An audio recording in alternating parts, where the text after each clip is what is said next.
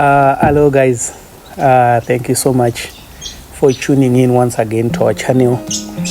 It's been a long journey, but yeah, we need to do what we have to do so that we improve our pig farming industry in Zimbabwe.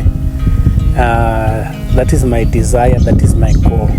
So to those who have been following us, you are now aware that we are now deep into the middle parts of the farrowing process.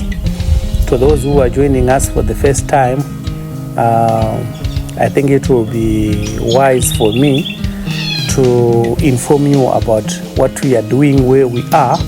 We are currently talking about the farrowing process in pig farming. The point to take home here is that farrowing is not an event, is what people may think. It's actually a process which involves 5 key stages or steps which a farmer has to respect every day. The first stage of the farrowing process is saving. I explained a lot on what it takes for a farmer to record a successful saving, all the dynamics involved in saving. We also talked about that. We also talked about the importance of genetics, breeding, in production, because saving actually sets the tone for any productivity that we may talk about later. The second stage in the farrowing process is managing pregnant sows. You know, I did a video about that. I think there are 2 or more videos on this channel that talks about managing pregnant sows in detail. In today's video, we are going to talk about the third stage of the farrowing process, which is all about managing deliveries or the actual act of farrowing. It's going to be a very interesting video, but I try so much to simplify things. To those who follow this channel regularly, they know that sometimes we oversimplify things so that even a layman can understand what is required of them to record any success or any scale of profitability in their pig farming ventures. So I've prepared some notes so that they may guide us, so that we may not miss some of the key details which I so much desire for farmers to understand. Sakando mafambira tichange tichiita. I've divided this video in 6 key steps that I want us to follow. All these things helping us to explain the whole process of managing actual deliveries or actual farrowing in our pen houses. The first thing we are going to talk about, basically the basics. What you need to know as a farmer about farrowing or deliveries. The second thing, how do we prepare for deliveries? You know, there are some things or the foundational steps that you need to take for us to say your pens are now safe for delivery. The third thing we are going to talk about in today's video is related to the signs. How can you tell that your pig is now ready for delivery? You know, so that you act accordingly and wisely. Then the fourth thing we are going to talk about also the do's and don'ts during delivery. This is what separates A players from B players. This is what separates efficient farrowing systems to those which are standard or which are mediocre. The fifth thing that you are going to talk about is nursing care management. This is where we are setting up your piglets for survival and for growth rate. So it's going to be a very interesting topic today. I would rather call it a crash program on managing deliveries or actual farrowing in our pens. So you just have to be patient, because it's going to be a very long video, not that long, but 30 to 45 minutes, I presume, which we'll do. So let's go to the basics. Chaungade kuziya ma basics about farrowing. Zvakakosha kuti murimi acherechedze kuti pane chinhu chinonzi early and late delivery munguruwe dzedu. We all know, kana kuti we all taught, kuti nguruwe ine gestation period of 115 days. Kuti kubva pazuva rawapa mukono kusvika nguruwe yako painonozvara pane 115 days. There is a half truth in that.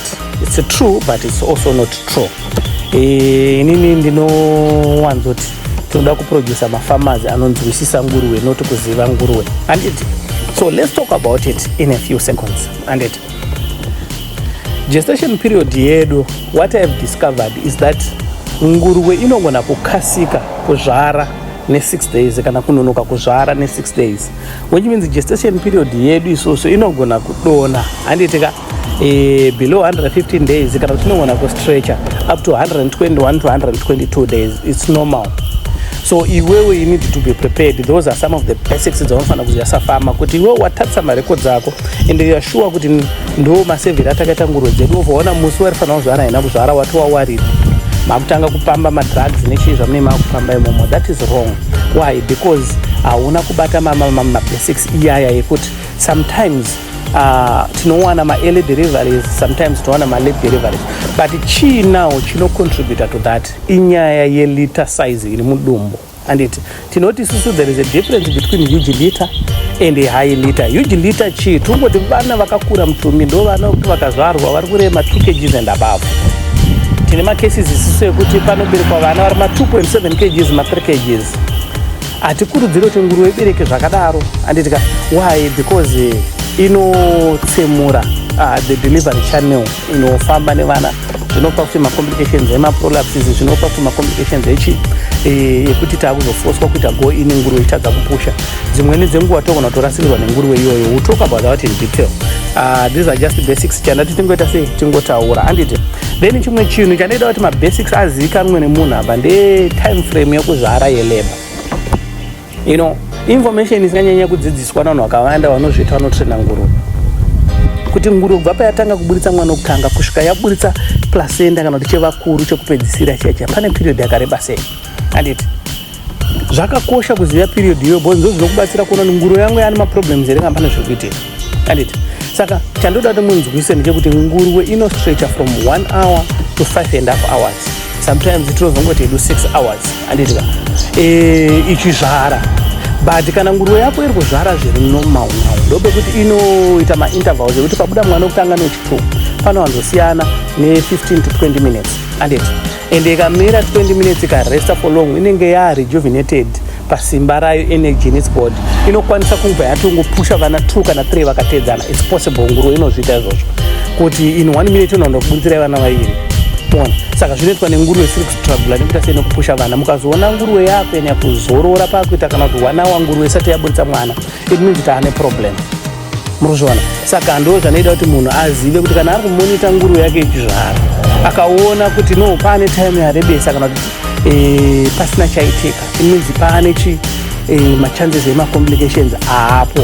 We'll talk about what to expect during delivery. We are just laying the basics kuti ungonzwisisa kuti ukabata mabasics yaya kuti nguruwe haingozvara chiita after 115 days inoona wakasika inoona kunonoka, but next period inostretcha 6 days. Anditika then nguruwe yako iwe inofana kutora between 1 hour to 6 hours ichizvara. Ukaona yapfuura 6 hours ichizvara taane problem. Anditi but nguruwe yako inoona kungoita sei kungoberekawo zvakanaka within an hour nguruwe yako yapedza kuzvara.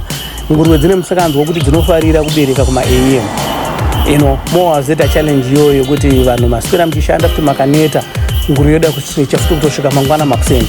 Zvinongoreva kuti pane imba pane problem. Pane nyaya ndepari nguruwe kana yakuzokusvitsa pastage iyoyo takatadza kumanager the previous stage yataitaura nezvayo yemanaging pregnant sows. Anditi so ngatimbodzokera ipapo tingoleya mafoundations so that zvinonyatsa kujeka kumunhu wese. Takati chii isusu?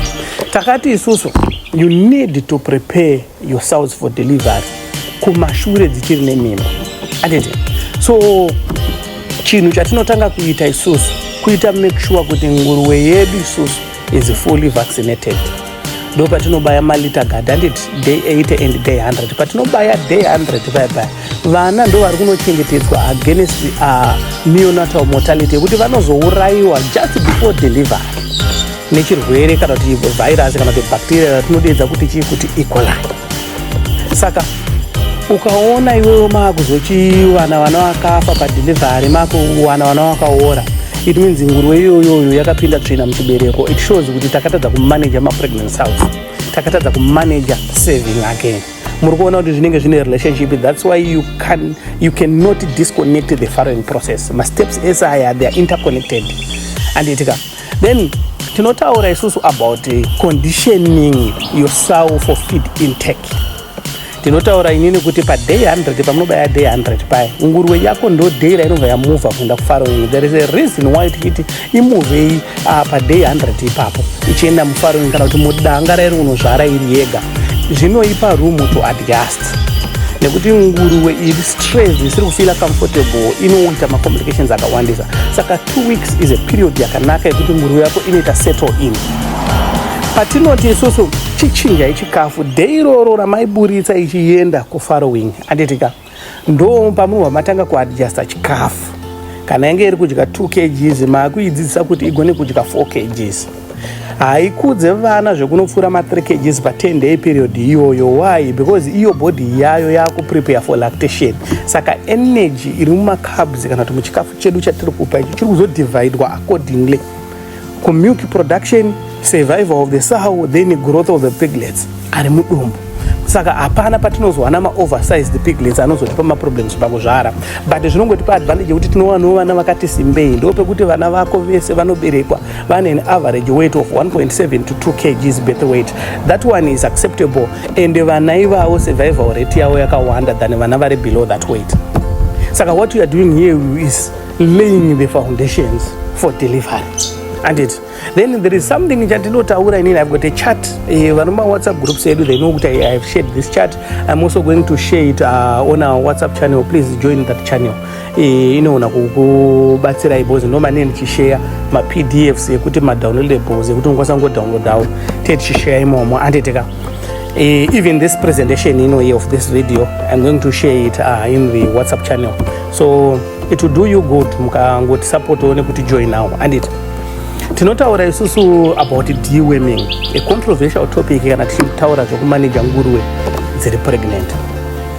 I've always suggested kuti nguruwe yako 7 days before delivery kana dzangokwana usachabaya a dewormer, because you need to understand kuti dewormer inoshandei. Dewormer iri kunesa ropa renguruwe riwe poisonous kuma mites kana kuti ma parasites anditika anozonodevelopesa ma worms mudumbu.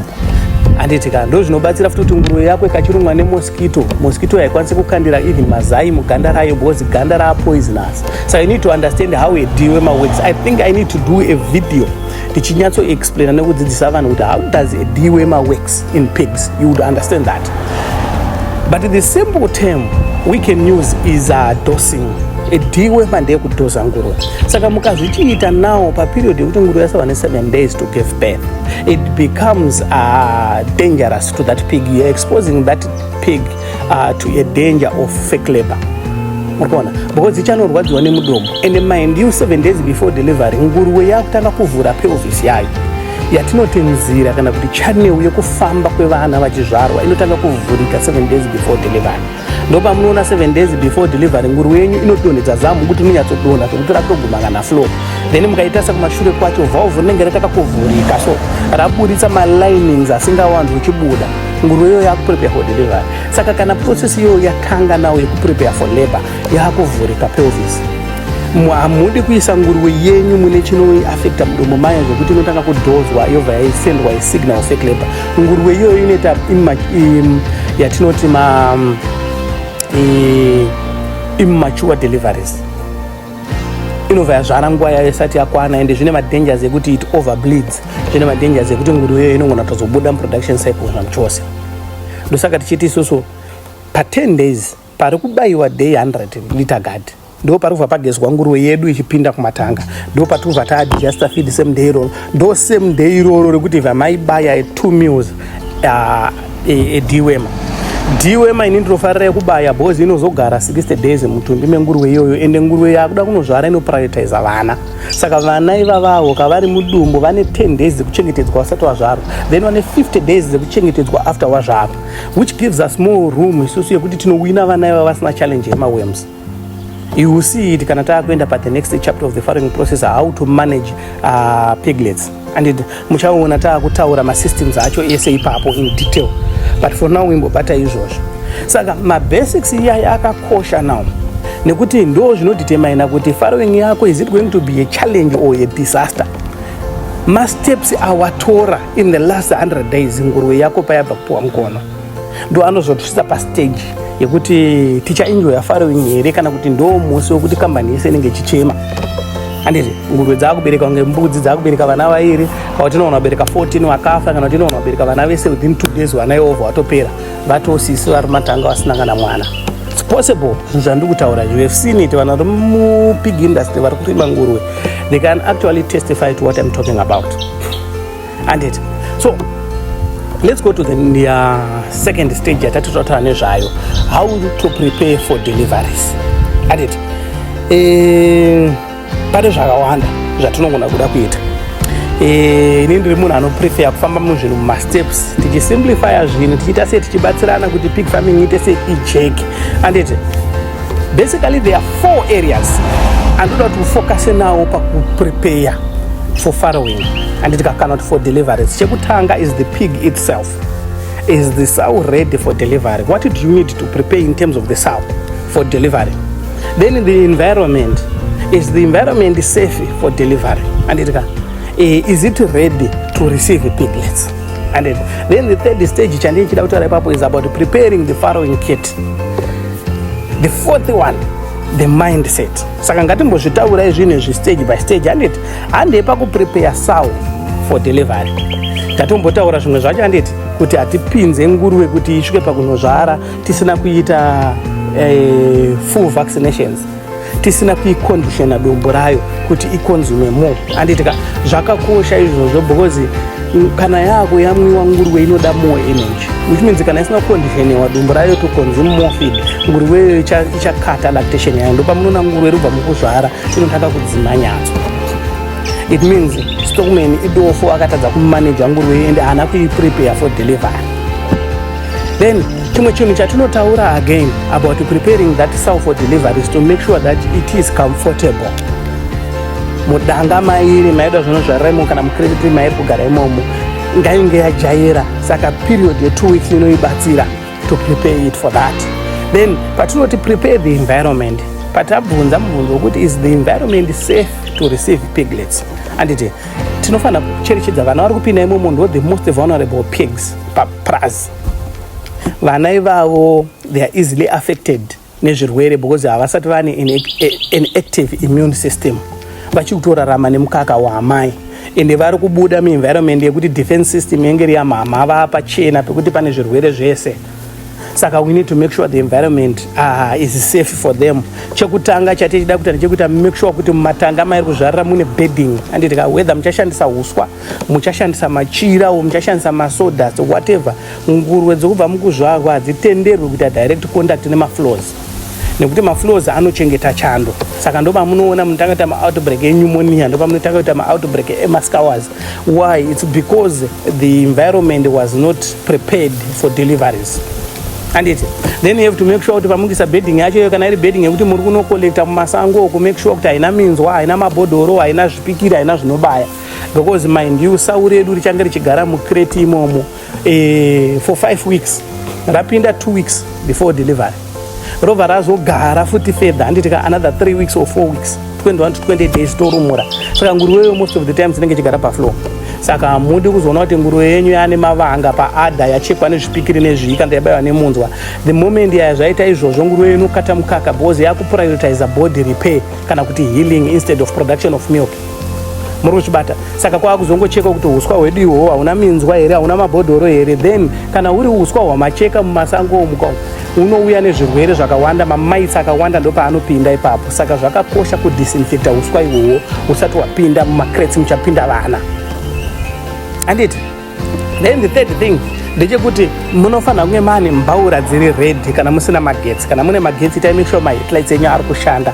You are making the environment safe for the piglets. Why? Because the moment dzazvarwa nguruwe idzodzo you are going to train them on alternative sources of heat.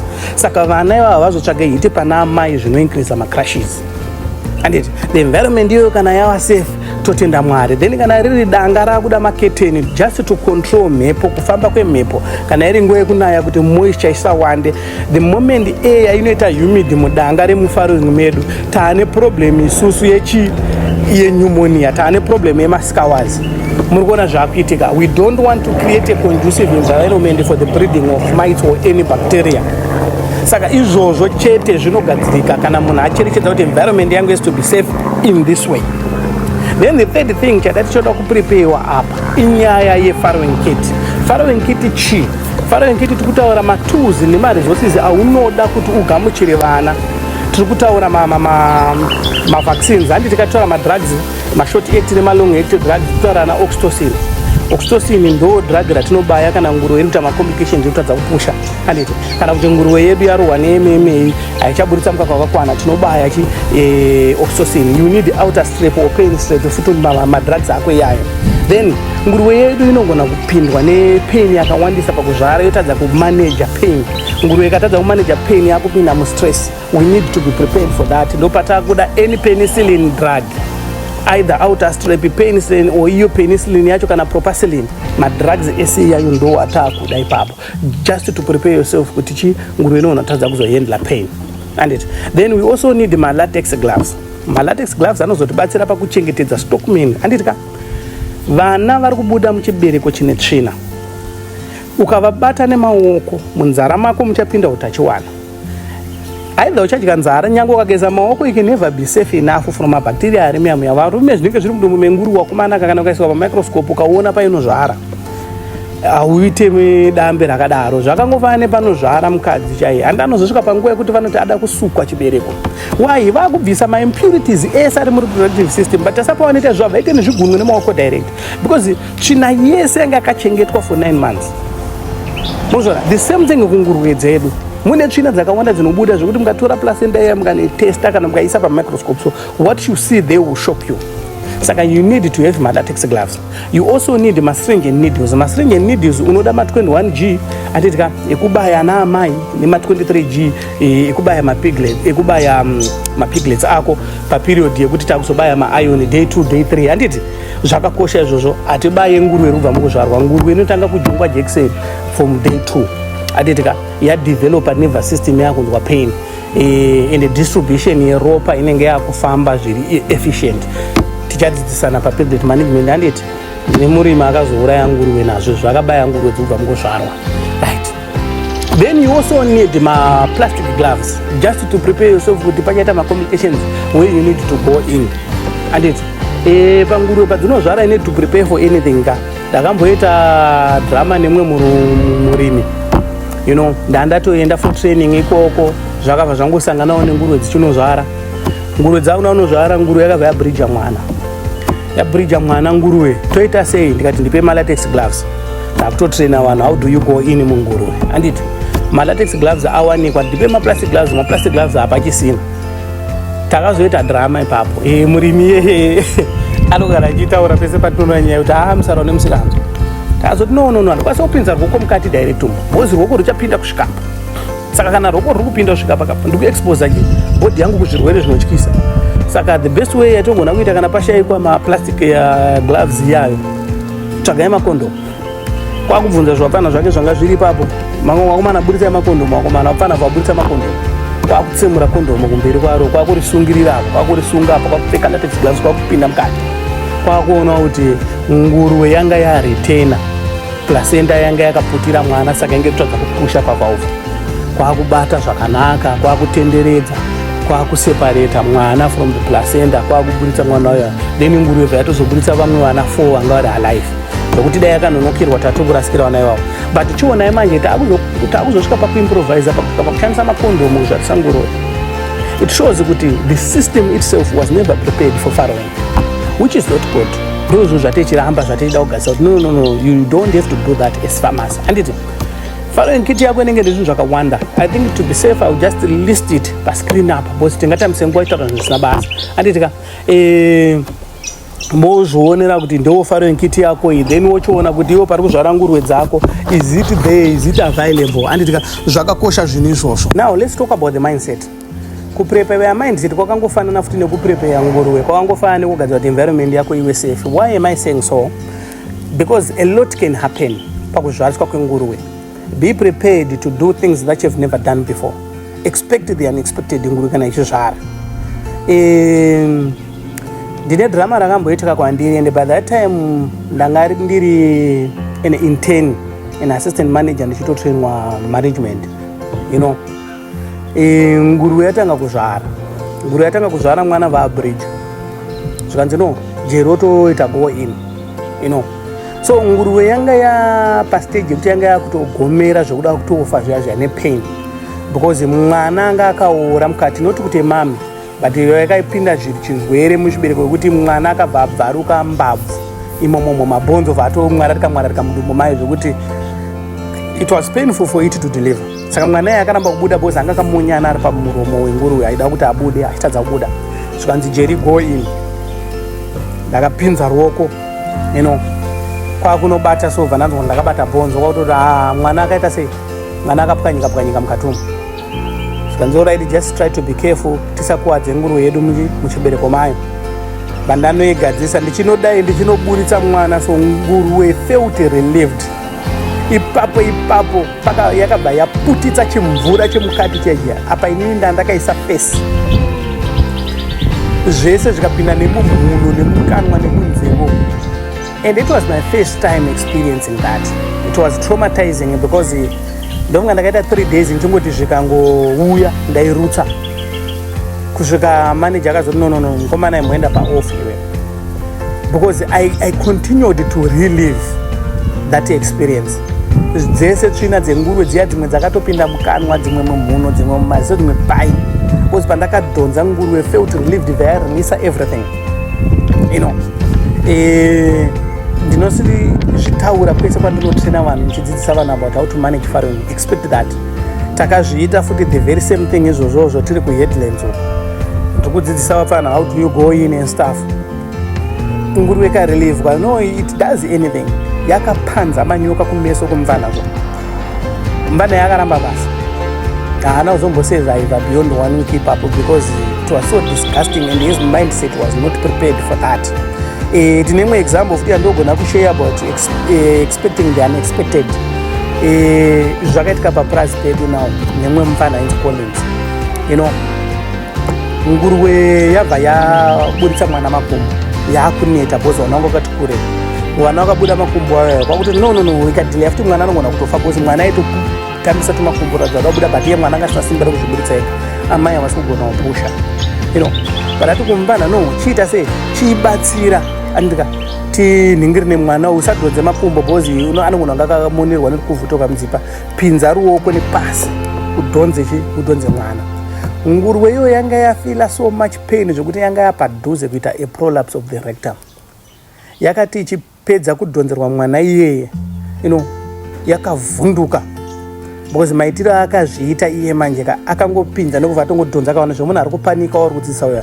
Nguruwe yakavhunduka because yakafila pain mukati mudomo. Payakasimuka nguruwe, yakasimuka ichirivhesa, ruoko rwemufana yaibva raitwa stuck mukati menguruwe nepakati pecrate, you know, zvokuti vanhu vese navo vakapanika, vanhu vangu vari ipapo. Kwakutanga kurowa nguruwe mumashure kuti ifambe kuenda kumberi, but nguruwe manje yanga yakusafila safe, yanga yakutorivhesa kuda kutopwanya crate kuti ibude.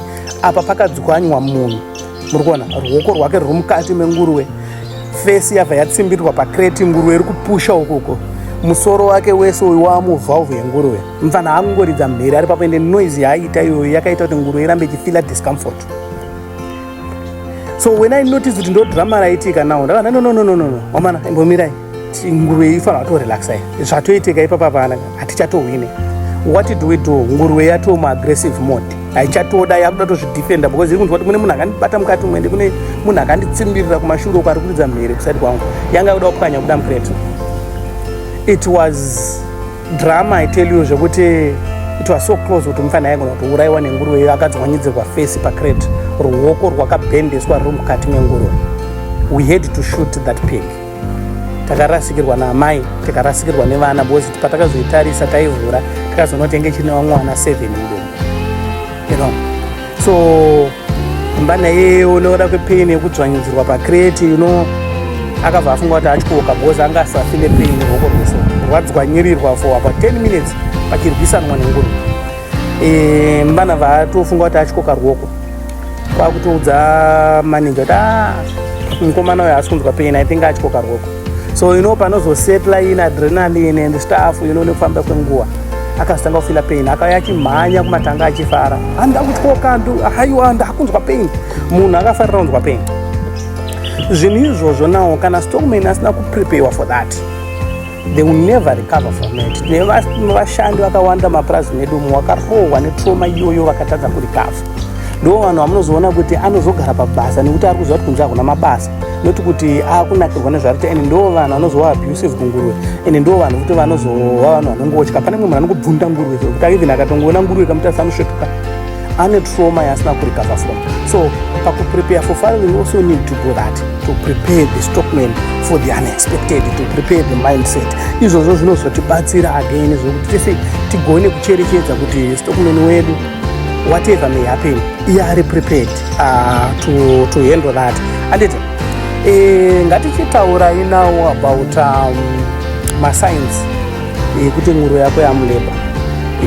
Sign hombe yaunoona yekutanga ndeyekudripa mukaka pamaniples. Ikarara nguruve iyoyo ikaisa pressure paadha rayo, munoiona ichidripa mukaka, ndo sign hombe yekutanga. Sign yechipiri iri obvious, handiti ndeyekuti zamu rotodonha, then inobva ratokura zamu, ndo sign yechipiri. Then sign yechitatu valve discharge, handiti inotanga kuburitsa a clear discharge iri thick so kumashure kwayo, then the valve opens, handiti iyaya masigns ichi ndo atoti maphysical signs ari kuitwa nenguruve yako kuratidza kuti yachi ready for delivery.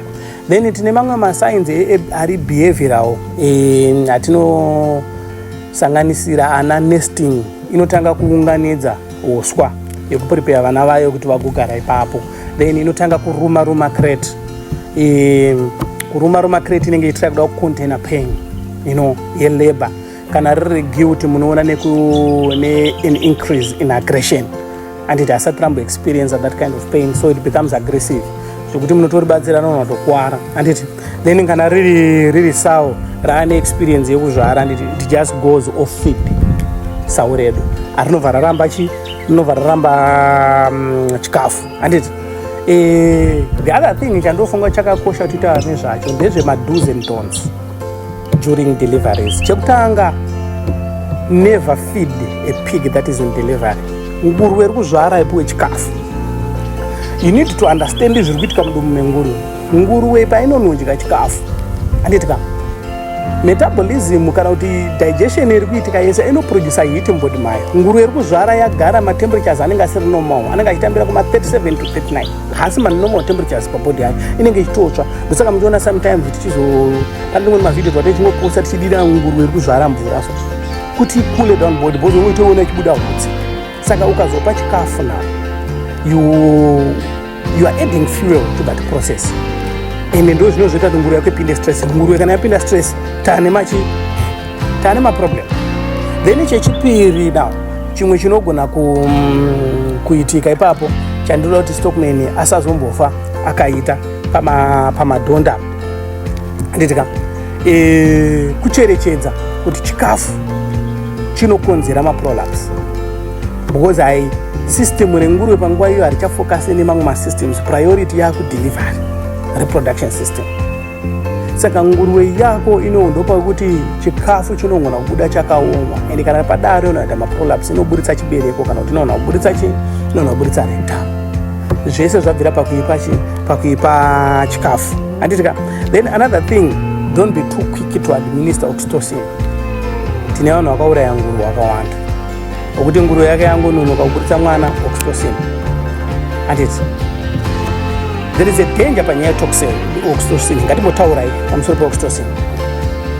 Oxytocin tati ndo drug rinobatsira during delivery, during farrowing, rinobatsira kuwadresa kufaita MMA, rinobatsira futi kuti nguruve yedu isusu ipushe kana yapinda malabor complications, handiti inopa energy kunguruve yaneta kuti isazvara, handiti. But now nguruve yedu tataura kuti isusu padelivery yayo ine 1 to 6 hours. saka pana vamwe kuti ndazviisa under basics kuti zvibva zvagara zvajeka bhozi mwe munhu azvizive ikangononoka kubuditsa chete even nguva dzosadza kwana anobva abaya oxytocin. Then njini chakakosha ndekuti cherechedzo zvakanyorwa pabhodhoro kuti oxytocin yachirubayiwa after maintervals mangani. Bhozi kuna vamwe kuti within an hour abaya ma4 doses kana kuti 5 yatone 20 mils yeoxytocin mubody mayo. Nguruwe iyoyo inoita maprolapse inoti chipedza kuzvara yobva yazvara nechibereko zvese yobva yafira ipapo. Oxytocin is very dangerous. Murikuona? Saka don't be too quick to administer oxytocin kunguruwe because that is a very dangerous drug. And to show you that it's very dangerous even kumunhu, mukadzi haatenderwi, mukadzi akazvitakura kuti aende kunozvarisa nguruwe. Pacherechedzo ipapo pasitora nyaya ingoti danger yake chete yekuti anogona kuzoita physical injury nechi. Oxytocin ikamubaya nemistake anosvodza. That's how dangerous oxytocin is. Ndichaita video ndichataura about ma-vaccines nema-drugs nedanger yaanopoza kuvanhu. Tine drug rakafanana neadvocin, one of the most powerful drugs rekurwisa mascours nezvimwe zvirwere, a short-acted drug. But ukakubaya nemistake ufa wakazvara futi upenyu hwako. Those are very dangerous drugs. Saka ndichaita video kutaura madrugs aya because vamwe vanhu kutoti akufunga kuti wakaroyiwa but akazviroya yega, handiti? Ndopatechitaura nedisposal yetsono nemasirinji, handiti zvashandiswa kumadrugs iyayo. But for now, ngandibobata nyaya pa-oxytocin apo. It's a very powerful drug but a very dangerous drug. Not only to the pig but also to the administrator. Handiti? Saka panda kuti tese tipajekese ipapo. Handiti? Then another don't yandeida kuningira ipapo ndeyekuti musabatsire nguruwe kuzvara. Zvekuti unozona nguruwe ichipusha munhu akaitsimbirira padumbu. Ndinoda kuibatsira kuti isvipe vana. Handiti? Izvo inoita kuti nguruwe isafile comfortable ende inoita pain pairi ende pane madangers ekuti unoona kuuraya vana. I've seen it a lot. Handichataura kuti vanhu vanonyanya kutrainwa kupi because ita ngenda kunyanya kufighta system, handiti? But mastockman mazhinji ese andakaona neproblem iyo akabva kuone institution okuti munhu anenge achitsimbirira sodumbu sorenguruwe ichizvara. I don't know whoever is doing that kutraina vanhu. No. Shouldn't do that because kutotadza basa ikoko. That's why we're good mediocre stockman. Vanhu vasingaziva zvavanoita but vane ma-certificates, handiti? Takurasika hatitoda kuenda ikoko, right? Tisati tapinda pakuti nguruwe ipapapa pane nyaya yandirikuda kuti nditevhana ndataura, handitika, yemadhuzi, handiti?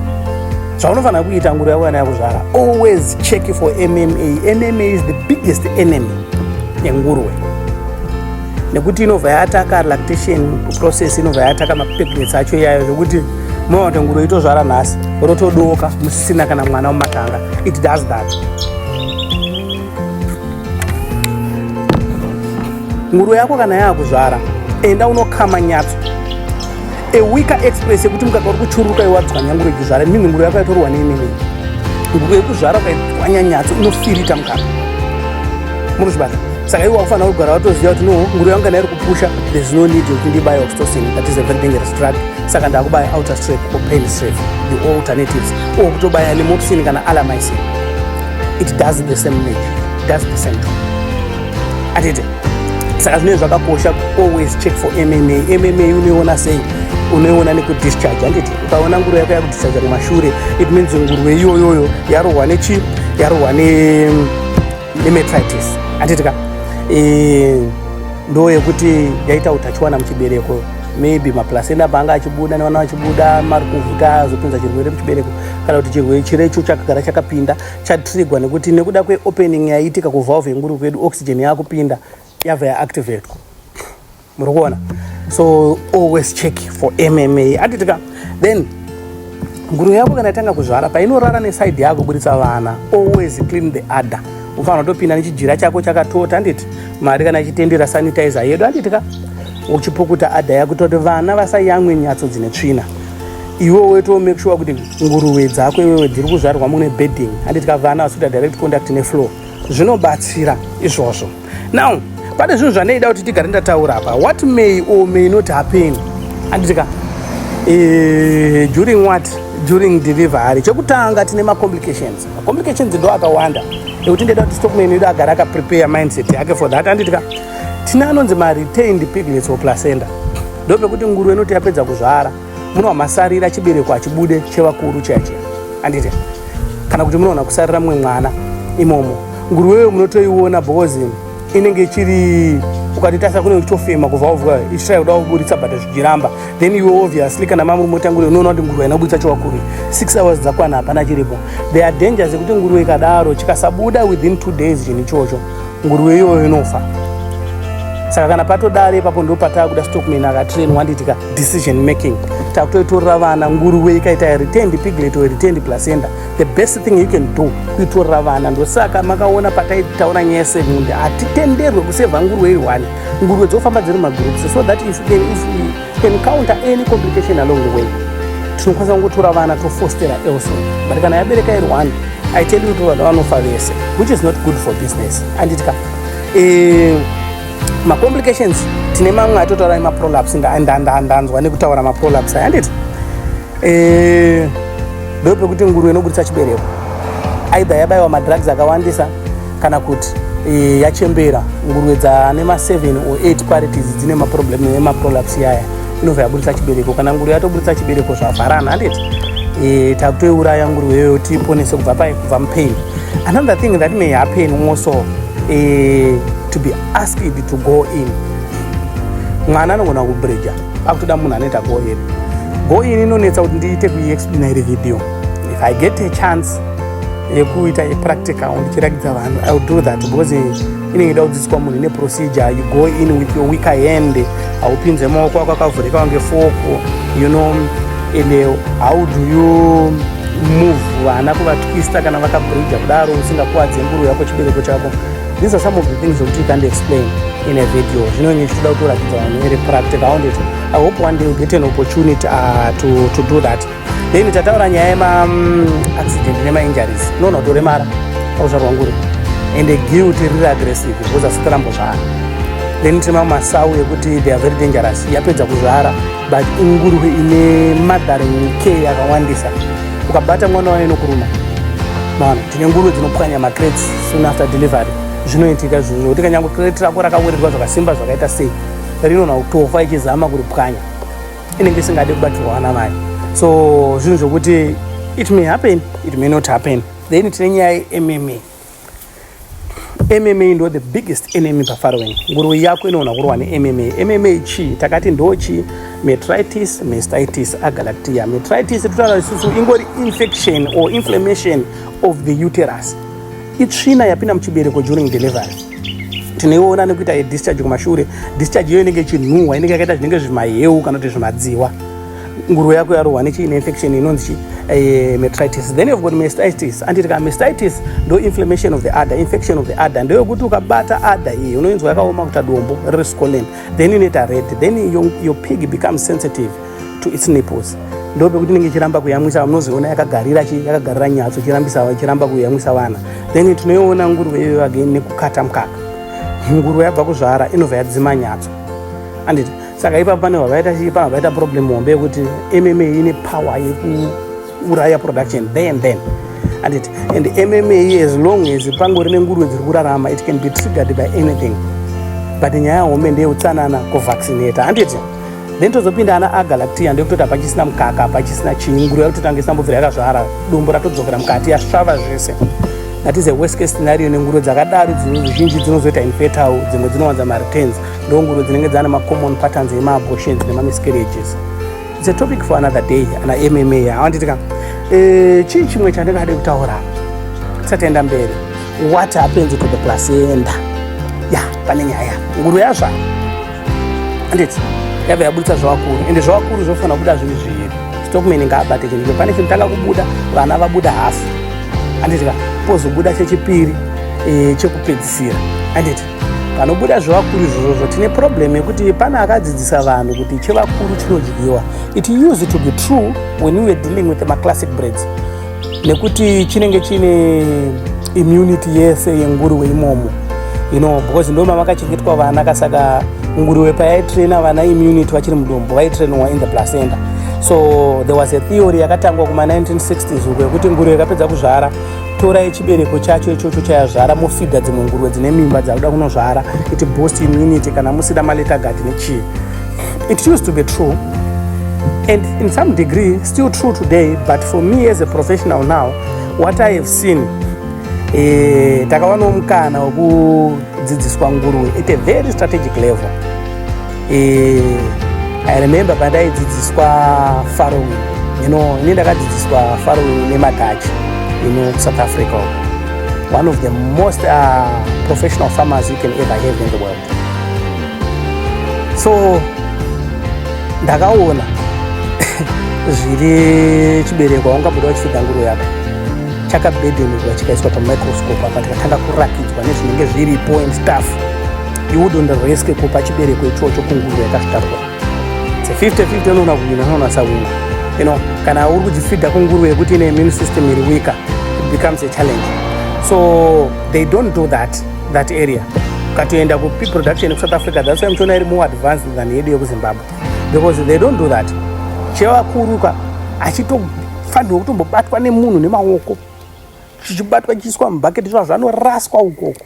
Andika make sure hazviite contact nenguruwe, because that thing is very dangerous. So nguruwe ikabuditswa chawakuru ngachiva chagara chaburitswa as soon as possible. Anditika kana chaita direct contact neground zvakakosha kuti munhu amangogeza panhu pachaguma ipapo nedisinfectant. Anditi ana biofarm wedu, ana farm guard, ana biogen super, do that as quickly as you can, because that thing chine chakatakura E. coli dzese. The moment E. coli yangoita in contact with oxygen inobva yawa active, and E. coli yenge iri muplacenta kutaura zvemawovheti E. coli akarova nguruwe haiponi. Anditi so be careful with what you do with the placenta. Anditi nguruwe yedu yapedza kuzvara, anditi pane chinhu wani chandoda kuti ndinyanye kukoshesa ipapapa kuti Stockman abate. Growth rate inosetwa within the first 72 hours after birth. Saka ngandimbofambai nemi 72 hours after birth muone zviri kuitika panguruwe dzedu, pamwe tinoona kunzwanana kuti wai ndiri kutaura kudaro. Nguruwe dzedu dzichizvarwa isusu, anditika dzanga dzichirarama neimmune system yaamai. Nguruwe zvinoitorera 72 hours to develop all systems kuti ave independent. Masystems akakosha panguruwe ndeapi? Tine immune system inovayo number 1, then chechi2 tine digestive system, anditika inofanira kunge yakasimba zvekare, then chechi3 tine respiratory system. Those 3 systems they are very key pasurvival yenguruwe. So ngatimbotaura ine zvazvo. Nguruwe yedu yakunozvara, anditika inotanga kugadzira inonzi colostrum. Colostrum ndo mukaka kana the biggest vaccine inoburitswa nenguruwe, ndo mukaka unenge wakaita yellow yauya. Ine mukaka yawo ukautasva unobuda within 72 hours chete, zvova zvatovharana yakuburitsa ordinary mukaka. Saka the administration of colostrum inenge ichiitwa nesau redu ndo the final attempt by the mother to transfer all immunity or all needed antibodies to the piglets to prepare them for survival. That's why mchona zvakakosha kuti Stockman aite make sure kuti nguruwe yese yazvarwa yanwa colostrum. Saka procedure yandinodzidzisa maStockman ndi kanguruwe kazvarwa, anditika within 5 minutes tacheka rikuvhuta, anditi tobva tazora spirit yedu, tobva takatraina kuti kaziye kunowanikwa hiti kunodziya, tobva takaisa pane hita. Anditika kana tadaro unofanira ukatora kanguruwe kako wobva wakaisa panyatso ukadzidzisa kuyamwa, wokaona kachiyamwa kakayamwa 2 to 3 minutes ibva wakamaka nemaka. Anditi pane zvimaspray zvekuti unongotenga chimapendi spray zviya zvenguruwe zviya zvakazara kunana pharmacy kana na vet distributor, wobva wakaspraya musana wakamaka kuti akakanwa colostrum. Anditi wobva wakaisa wombokavharira. Nguruwe yako kana yapedza yazvara kamwe chidaro wai tisini tichiti musasiye vana vachingoyamwa vese. You are not aware kuti nguruwe yako ichabudisa colostrum yakakwana here ko ikazopedzwa nevamwe kana nehafu. Saka just to be safe, nguruwe yako is just an hour to 2 hours. Atiti ichiita izvozvo vana vese vabuda, tazviona zvabudisa zvavakune staff, kwakuchivhurira vana vako vachita vese vachimwa, but wamaka kuti anwa colostrum anwa colostrum. That is the biggest vaccine you can give to your pig, which is very important again. And it so izvozvo tichazozvitaura in detail patichataura nursing care management, patakutaura piglet management, the 4th stage of the farrowing process. Anditika zvakakosha zvinhu izvozvo. Anditi so kana tadaro nguruwe yagadzira immune system yevana to prepare them for that, Then tochienda to the second system rakakoshesa panguruve digestive system. Pakazvarwa kanguru akazvanga asati zvaactive because yenge mai vanga achita ukadya chikafu chopinzwa nerukuvhute mume vana anditika whatever manutrients aripo aipinda liquid form ese. Saka enzyme rine chekuita nedigestion yemaliquids ratoti the lactase enzyme riaria ndo riri active patime iyoyo, but kunze vana vachange vachinhonga zvise zvese. Saka amai vanowa prepare for that and it gives that enzyme iyoyo kana it activates that enzyme iyoyo through lactation yecolostrum. Colostrum ndo ine zvese batisisaipa anditi. Then itochizochienda kurespiratory system anditi. Respiratory system yenguruve iyoyo obviously kachimbobuda panze kakufema, which means yakutanga kutodzidzira kushanda anditi, but asati yaeffective. Ndosaka tichiti isusu day 2 or day 3 make sure kuti iwewe you've vaccinated them against pneumonia, against bronchitis or any other respiratory virus inogona kuataka nguruve dzedu, nekuti ndo paunozoona nguruve dzisina kuvaccinatwa against all these respiratory diseases aniti inoita kadry cough wekuti inoita kunge nekagarirwa pahuro, so kana mambopinda matanga uchona nguruve dzinodaro then dzinoluza body condition. Ndekuti unonyatsoona tsinga dzakadividika dzakaita green mukanguruve kedu kakabuda musana but kakabva mukuzvarwa. It has not been vaccinated against all these respiratory diseases and viruses, you know. Saka those 3 systems dzakakosha kuti Stockman adzinzwise kuti dzinogadzirwa within the first 72 hours after birth. Muri kuchibata tatraina nguruve dzedu lactation, taita make sure kuti no vana vakutoziva kuti mukaka ndeuyu kana kaguta kakutooneka kuti akakaguta, takadzidzisa kuita izvozvo anditi. Amai vararamba vachiburitsa mukaka uya une colostrum vari kuimprove mamwe masystems atisiri in control over. Day 2 to day 3 patiri kuvaccinata against anemia, patobaya iron anditi, tobva tabaya futi chirespishwa yedu tagadzira zvese because patiri kubaya iron isusu what we are simply doing is tiri kuipa help yekuibooster in the production of blood in system mayo. Blood is life, we all know that. Saka kana kaboostiwa kakugona kugadzira ropa kega kawina, kakugona kufema kega kawina anditi, kakugona kuita sei kuzviti kakarwara kanopona kega kawina. Zvinhu izvozvo zvinopaswa kana kufoirwa within the first 72 hours after birth. Stockman zvakakosha kuti ubate sezvandikutaura izvi anditi. Kana tadaro isusu we have given them a survival chance, a fighting chance, you know, yekusurviva kuzvirwere zvichaita sezvichauya from there. Then tiri ipapa Stockman pa first 72 hours izvavo zvakakosha kuti Stockman aone nguruve dzichigadzira titi order. Pane chinhu chinonzi titi order chinogadzirwa nguruve dzichangobva kuzvarwa. Nguruve inoclaima nyatso. By nature pigs are territorial animals. Saka tine nguruve dzekuti ndo mabhuli, maalpha pigs kanotongooneka ibva kungozvarwa kanoclaima 2 or 3 nyatso, zvokuti imwe nguruve kada kuyamwa nyatso iyo kanorwisa but kachiri kadiki diki. Saka zvakakosha Stockman kugadzira titi order iyoyo achibatsira kuona kuti mwana wese ane nyatso raaclaima here, which brings me to the next issue yandeida kuadressa. How do you help now all those prolific breeders? Munhu wese ari kufarira Dunbreed, munhu wese ari kufarira a Dunbreed. There is a difference between Dunbreed and Dunbreed. Those are two breeds. Tichazvitaura takuita mabreeds anditi. I think it's one of my random videos andoda kuita yekuexplaina mabreeds. We don't even know about mabreeds wana kuZimbabwe. So tinofarira nguruve dzia because they are prolific breeders. Tozvaraka wafara chaburitsa vana 18 chaburitsa vana 20. But now here's the issue now. Pakagadzirwa ma-improved breeds emuZimbabwe, they were genetically modified vachishandisa breed rakasvika riripo, and the breed rakasonopinzwa anditika muZimbabwe pama-improved breed rakatangira pava Danish land race because ndo rakanosuta muma-environment iyayo ekuZimbabwe anditi. But there is one thing now, pakacross kwamabreeds iyayo tichizogadzira mabreeds ataanawo atiri kufarira ese aya kuZimbabwe anditika, rakava dominant ndo the indigenous rekuZimbabwe. Zvekuchiti now not just in Zimbabwe, in Africa in general ndo zvakaitika. Reproductive system yakanomodifiwa yese, nguruve dzaama prolific breeders dzakubereka vana vari above 15, but challenge iripo hadzina kuchinja titi. Nguruve dzese dziri muZimbabwe dzine 16 matits, but pa 16 matits not 8 uku 8 uku, pa 16 matits kana kuti manipples aya, there is a challenge yekuti muZimbabwe on average nguruve yese ine at least 2 anonzi madummy nipples kana kuti ma blind tits. ndo kakaita kunge kazamu but akabudisa mukaka kana buri.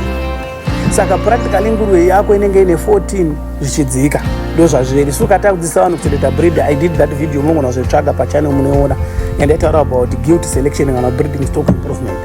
Taitaura nyaya yematitsi yokuti auchuze nguruve ine matitsi ari below 12 zvinokupa channel. But here it is now, une nguruve yakadaro yabva yabereka vana 20 but iyo ine 12 mazama maniples. Saka means tine 8 nguruve dzisingakwanise kuclaima matitsi. Anditika kana kuti panguruve idzodzo pane dzimwe dzichanoclaima madhami titsi kana kuti mablind titsi asingabudise mukaka. Ibasa